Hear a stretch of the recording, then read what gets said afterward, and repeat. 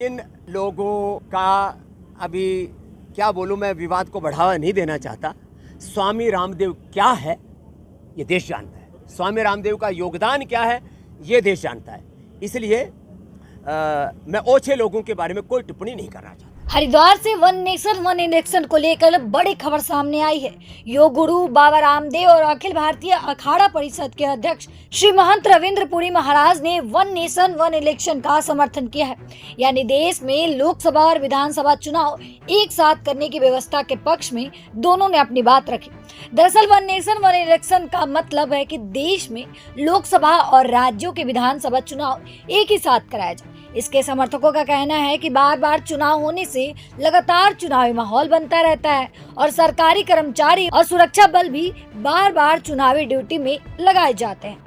ऐसे में एक साथ चुनाव कराने से समय और संसाधनों की बचत होने का तर्क दिया जाता है। इसी मुद्दे पर हरिद्वार में बाबा रामदेव और महंत रविंद्र पुरी महाराज ने अपना समर्थन जताया। आखिर वन नेशन वन इलेक्शन के समर्थन में दोनों ने क्या कहा, तो आइए सुनते हैं कि ये दोनों इस मामले को लेकर क्या कह रहे हैं। नेशन वन इलेक्शन को आशीर्वाद दिया है सब संतों ने, क्योंकि हम संतों के लिए देश से बड़ा कुछ भी नहीं है। माता भूमि पुत्र हम पृथिव्याः जननी जन्मभूमि स्वर्गादपि गरीयसी के हम उपासक हैं।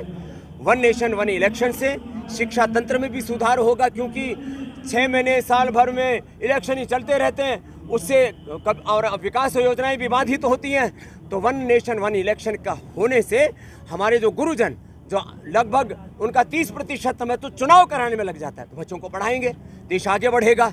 और कुछ राजनेताओं को ऐसा लगता है कि स्टेट पार्टियां उनका कहीं मोक्ष ना हो जाए। इस देश का वोटर को आप उसको बेवकूफ़ मत समझिए। देश का वोटर बहुत समझदार है। स्टेट में किसको चुनना है, केंद्र में किसको चुनना है, और किसको ऐसे कौन सी ऐसी पार्टी है जिसको स्टेट और जो है नेशन दोनों में एक साथ चुनना है, उसका निर्णय उसको करने दीजिए।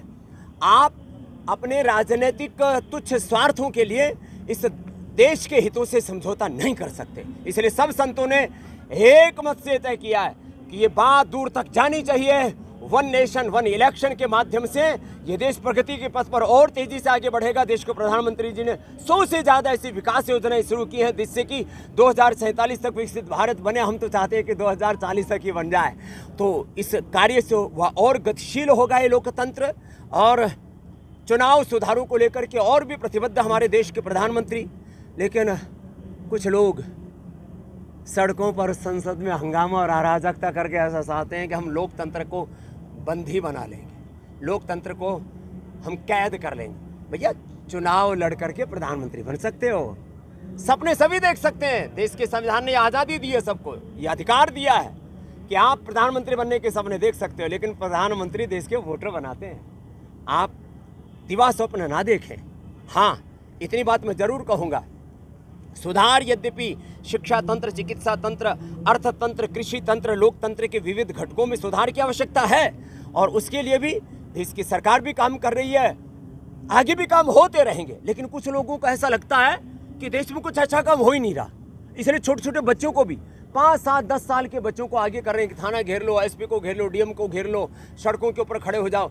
नाबालिग बच्चों को, छोटे बच्चों को आंदोलनों में धकेलना चाहिए। जो वरिष्ठ नागरिक है, 18 साल की उम्र के बाद के जो नागरिक हैं, उनको आगे आना चाहिए।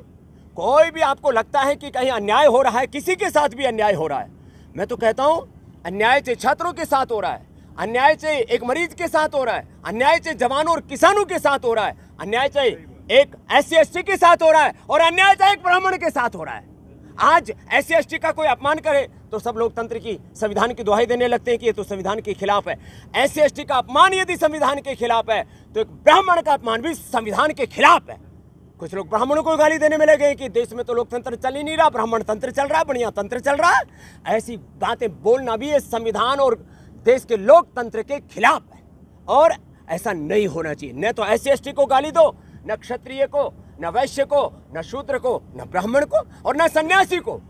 सन्यासी को गाली देना आजकल एक नया फैशन हो गया। और आपस में समाज में ऐसे भेद की दीवारें खड़ी कर दी हैं, एक दूसरे के साथ लड़ाना चाहते हैं। ऐसा नहीं होने देंगे हम। हमने ठाना है कि हम भारत को दुनिया का श्रेष्ठतम देश बनाएंगे, भारत की करेंसी को दुनिया की श्रेष्ठतम करेंसी, भारत की शिक्षा चिकित्सा व्यवस्था को दुनिया की श्रेष्ठतम शिक्षा चिकित्सा व्यवस्था। इसलिए मैंने कहा one nation one election, one nation one education system.